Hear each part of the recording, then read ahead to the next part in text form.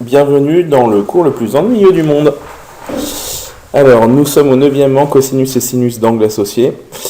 Une activité qui est sur votre feuille et que je vais faire avec vous. Je l'ai déjà faite en partie avec le premier groupe, mais pas avec tout le monde.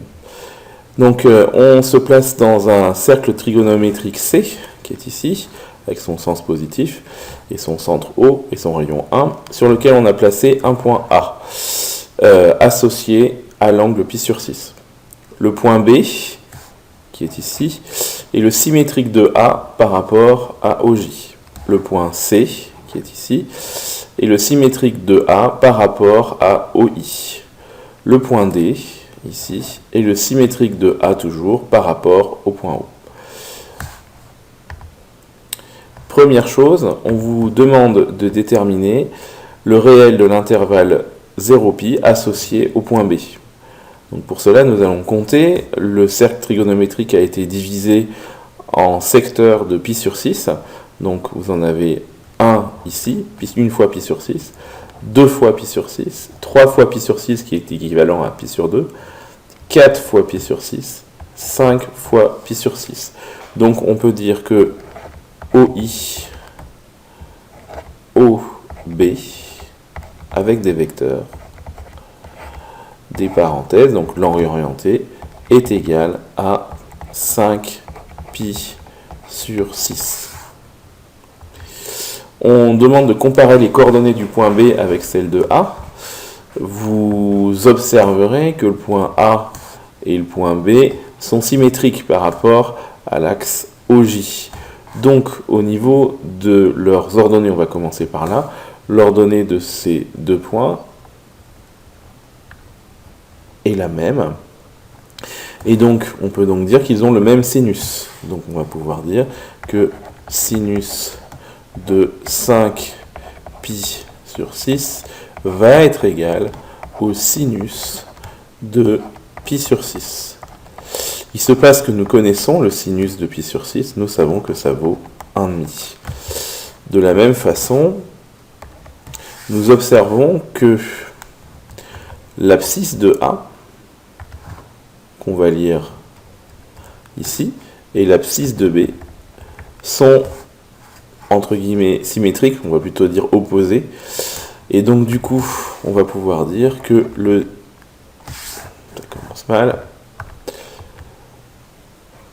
le cosinus 5 π sur 6 va être égal à moins le cosinus de π sur 6.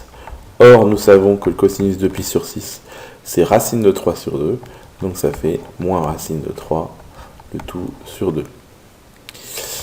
En déduire fin du petit a, du petit b et du petit c.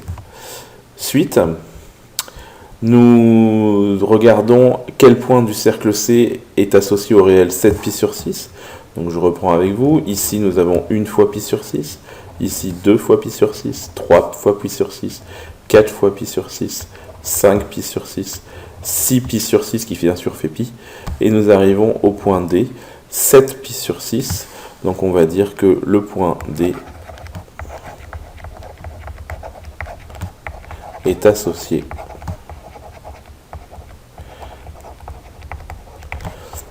à 7 π sur 6. Il faut ensuite exprimer le cosinus et le sinus de 7 π sur 6 en fonction de cosinus π sur 6 et de sinus π sur 6. On va commencer bien sûr par le cosinus, puisqu'on nous le demande. Donc cosinus 7 π sur 6. Le cosinus va donc pouvoir se lire en abscisse. Donc on prend le point D, abscisse. On va arriver ici. Et comme le point D est le symétrique du point A par rapport à O, on va évidemment faire une relation avec le cosinus de π sur 6. Et on va s'apercevoir que cosinus 7 π sur 6, c'est bien sûr égal à moins le cosinus de π sur 6. Et c'est-à-dire égal à moins racine de 3 sur 2. Au niveau du sinus, c'est un peu pareil. Au niveau du sinus, Le sinus se lit évidemment en ordonnée. Donc le sinus de pi sur 6 va se lire ici. Il est évidemment à mettre en relation avec le sinus qui est ici. On voit que les deux sinus sont opposés. Et donc sinus de 7 pi sur 6 va donc être égal à moins sinus de pi sur 6. Et le sinus de pi sur 6, eh bien, ça fait donc moins 1/2. Plus précisément, nous allons ensuite parler du cosinus et du sinus de moins pi sur 6 en fonction de cosinus pi sur 6 et de sinus pi sur 6. Moins pi sur 6, évidemment, c'est le point A, c'est pi sur 6.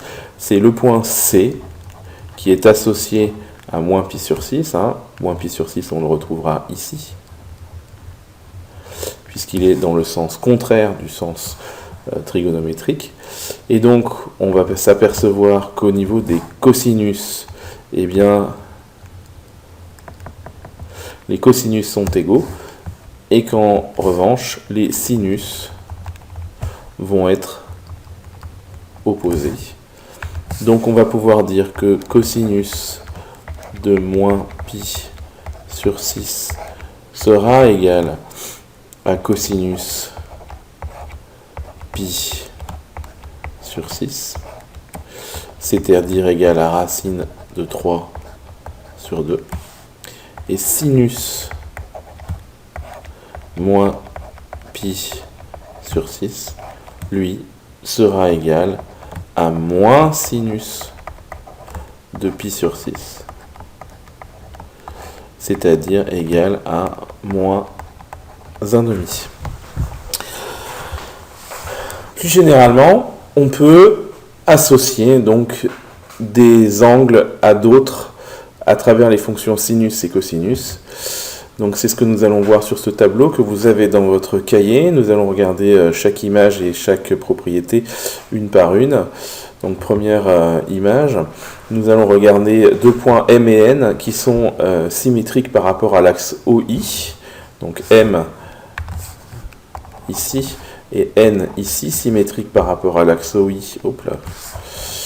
Par rapport à l'axe OI, faut-il encore que j'arrive à le tracer, qui est ici.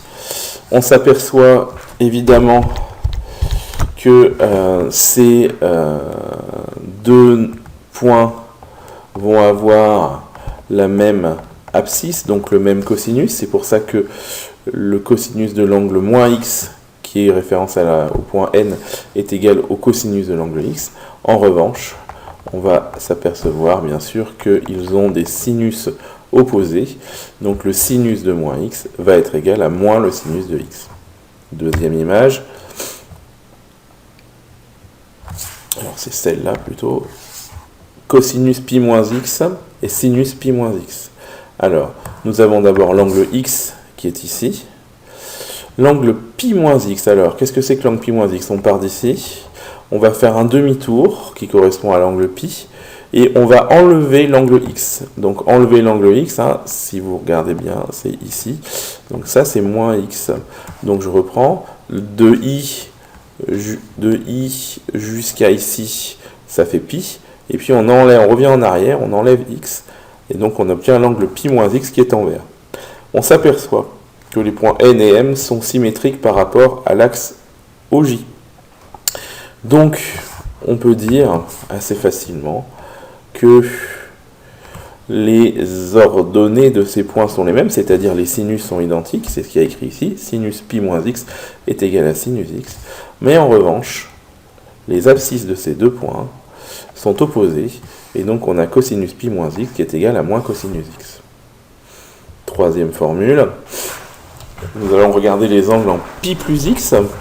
Donc l'angle x est ici. L'angle pi plus x est donc l'angle x auquel on a rajouté un demi-tour. Donc c'est-à-dire on arrive au point N. Donc, ou on peut dire aussi que si on veut le faire dans l'ordre, c'est le demi-tour pi plus l'angle x qu'on trouve ici par symétrie. Donc en tout cas on arrive ici. Et on s'aperçoit qu'au niveau des abscisses, les abscisses des points M et N par symétrie centrale sont opposés, pareil pour les ordonnées. Et donc c'est pour ça qu'on aura cosinus pi plus x qui est égal à moins cosinus x, et sinus pi plus x qui est égal à moins sinus x. Avant-dernière formule, et je pense la plus importante, donc celle-là vraiment à savoir, c'est une formule, on parlera des formules d'échange. Elle permet d'échanger un cosinus contre un sinus. Donc nous allons regarder cosinus pi sur 2 moins x et sinus pi sur 2 moins x. Alors l'angle x est toujours ici en rouge. Qu'est-ce que c'est que pi sur 2 moins x? Pi sur 2 c'est l'angle droit, donc c'est l'angle ici, auquel on a enlevé x. Donc j'espère que tout le monde a compris que l'angle enlevé x est ici. Donc ici c'est moins x quand on va dans ce sens-là. Donc pi sur 2 c'est un angle droit complet, moins le petit angle x.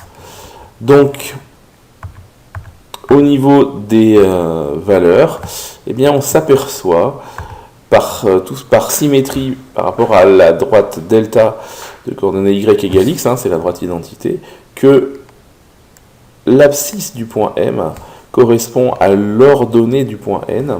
Donc c'est pour ça que sinus pi sur 2 moins x est égal à cosinus x. Et on s'aperçoit que l'ordonnée du point M est égale à l'abscisse du point N. C'est pour ça que cosinus pi sur 2 moins x est égal à sinus x. Ces deux formules-là, c'est un conseil, apprenez-les par cœur. Du même genre, formule d'échange aussi, mais beaucoup plus rarement utilisée, les angles pi sur 2 plus x. Donc, qu'est-ce que c'est que pi sur 2 plus x? C'est un angle droit plus x. Donc là, vous avez l'angle x. Ici, en vert, on va d'abord faire l'angle droit, pi sur 2, jusqu'ici. Et puis ensuite, on rajoute x.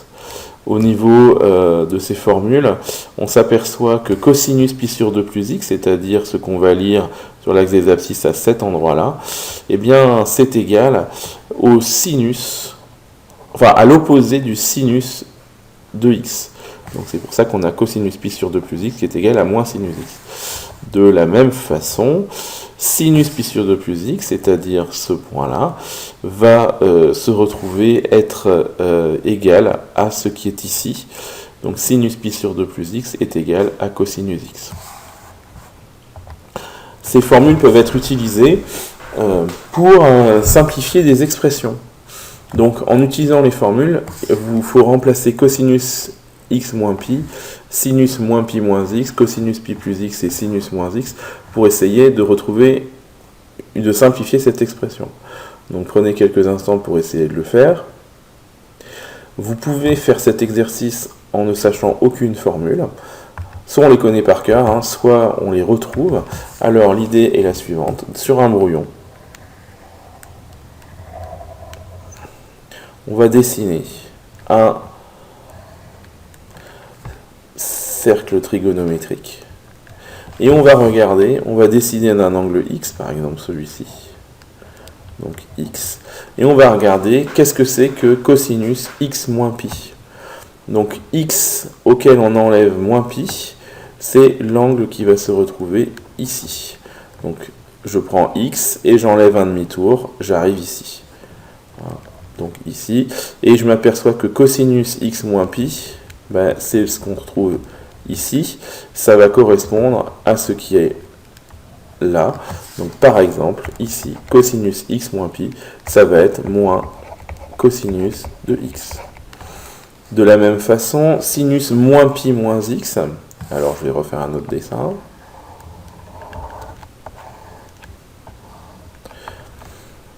Alors, je mets l'angle x ici. Moins pi moins x. Donc moins x, c'est cet angle-là. J'enlève un demi-tour, donc je tourne dans le sens inverse, j'arrive ici. Et je m'aperçois qu'ici, au niveau du sinus, c'est la même chose que sinus de x. Donc ici, le moins, et puis à la place de sinus moins pi moins x, je vais mettre moins sinus de x. Ensuite, plus cosinus pi plus x. Cosinus pi plus x, je ne l'ai pas encore dessiné. Donc ici, toujours cercle trigonométrique très vite fait. Un angle x choisi ici. L'angle pi plus x, eh bien, c'est x plus pi, c'est-à-dire plus un demi-tour, donc je vais m'arriver ici. Et par symétrie, évidemment, le cosinus ici va être égal au cosinus ici, enfin en valeur absolue. Donc on va pouvoir effacer le plus, et ça fait donc moins cosinus x. Et enfin, dernier dessin, sinus moins x. Alors le dernier dessin, je vais le faire ici.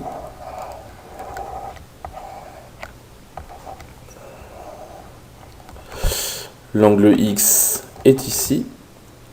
L'angle moins x et son symétrique ici. Eh bien, sinus moins x, je vais le lire ici. C'est bien sûr égal à l'opposé de sinus x. Donc ici, je vais avoir moins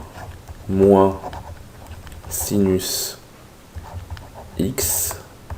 Ce qui fait qu'on obtient, je vais arriver à la faire celle-là, moins sinus x plus sinus x, ici ça va s'effacer, et ça on va obtenir moins 2 cosinus x. Voilà pour cet exercice 74, page 290. Donc moins 2 cosinus x, c'est ce qu'il fallait trouver. Soit le 75, à l'aide des propriétés sur les angles associés, calculer la valeur exacte de cosinus 8π sur 3. Alors sur cet exercice, il n'est pas totalement obligatoire d'utiliser les formules des angles associés. Ce n'est pas une obligation, on peut aussi tout simplement compter, c'est peut-être la méthode la plus simple, de compter les angles. Alors, on va donc faire je vais faire le premier uniquement des deux façons. Pour ça, je vais aller chercher très rapidement un cercle avec des angles. Hop, en voilà un. Je récupère ça. Voilà. Donc, on peut compter les angles pour cosinus 8π sur 3. On peut faire la chose suivante. On peut compter un par un les angles en π sur 3. Donc, cosinus 8π sur 3, mais une fois π sur 3, c'est ici. 2 fois π sur 3. 3 fois π sur 3. 4 fois π sur 3. 5 fois π sur 3. 6 fois π sur 3. 7 fois π sur 3. Et 8 fois π sur 3. Donc ici, on est à 8π sur 3. Et donc, cosinus 8π sur 3, du coup, on voit très bien la valeur, elle est ici. C'est égal à moins 1,5.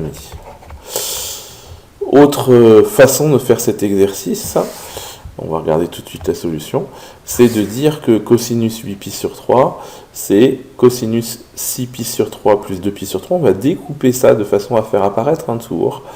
Et on va dire que cosinus 6π sur 3, c'est égal à 2π plus 2π sur 3. Et ça fait donc cosinus 2π sur 3. Et on retrouve la valeur moins 1,5. Bon, je vous laisse observer, essayer de retrouver et de comprendre ce qui se passe pour les autres formules. Donc à chaque fois, on essaye ici d'enlever des tours. C'est ce qui est le plus simple pour essayer de revenir sur une mesure principale. On peut aussi le faire tout simplement en comptant autour du cercle trigonométrique. Attention, s'il y a un moins, par exemple pour moins 18π sur 4, je vais le faire avec vous. Moins 18π sur 4, je vais prendre une couleur rouge. Moins 18π sur 4, on va partir d'ici, mais on va tourner à l'envers. Donc là, on va avoir moins... Non, raté, c'est pas le bon. Moins 1 fois π sur 4, moins 2 fois, moins 3 fois, moins 4 fois, moins 5 fois, moins 6 fois, moins 7 fois, moins 8 fois, 9 fois, 10 fois, 11 fois, 12 fois, moins 13 fois, moins 14 fois, moins 15 fois, moins 16 fois, moins 17, et j'arrive ici à moins 18 π sur 4, moins 18 π sur 4, et donc le sinus de moins 18 π sur 4 vaudra moins 1. Donc moins 18 π sur 4 égale moins 1.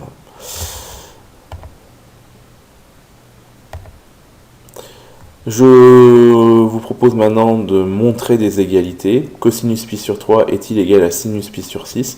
Sinus π sur 3 est-il égal à cosinus π sur 3? Sinus de π sur 5, etc. Alors, pour l'exercice 1, 2 et 4, vous remarquerez qu'on échange un cosinus contre un sinus, qu'on échange ici un sinus contre un sinus contre un cosinus. Donc ces trois-là, on va pouvoir utiliser la formule qu'on a vue ensemble, la fameuse formule d'échange. Donc ici, on va essayer de le faire. Donc cosinus pi sur 3, c'est donc égal à sinus pi sur 2 moins pi sur 3, c'est-à-dire sinus 3 en mettant tout au même dénominateur, hein, et on obtient sinus pi sur 6. Et puis, même chose pour les autres. Pour celui-là, c'est une formule qui est ici, hein, on va regarder sinus pi moins x. Donc je vous laisse observer ça, essayez de le refaire. Faites une pause sur la vidéo et puis prenez le temps de les faire chacun. Ça prend un certain temps, je le sais, mais c'est un travail qui est nécessaire à faire. Nous passons au 72. Donc il fallait exprimer en fonction de cosinus x et de sinus x des réels. Donc cosinus 5 pi sur 2 moins x. Donc là, je vous laisse observer, il y a différentes techniques qui sont mises en place.